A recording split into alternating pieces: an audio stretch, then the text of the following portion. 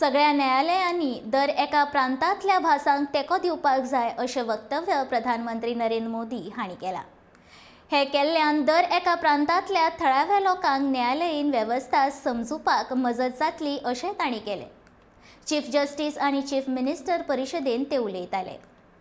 दुनिया के कई देश ऐसे हैं कि जहां कानून बनाते हैं तो एक तो लीगल टर्मिनोलॉजी में कानून होता है, लेकिन उसके साथ एक और कानून का रूप भी रखा जाता है जो लोक भाषा में होता है, सामान्य मानवी की भाषा में होता है, और दोनों मान्य होते हैं।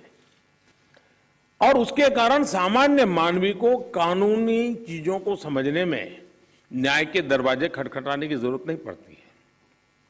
हम कोशिश कर रहे हैं कि आने वाले दिनों में हमारे देश में भी कानून एक पूरी तरह लीगल टर्मिनोलॉजी हो, लेकिन साथ साथ वही बात सामान्य व्यक्ति की समझ में आए उस भाषा में, और वो भी दोनों एक साथ असेंबली में या पार्लियामेंट में पारित हो, ताकि आगे चल करके सामान्य मानवी उसके आधार पर अपनी बात रख सकता है। दुनिया के कई देशों में ये परंपरा है।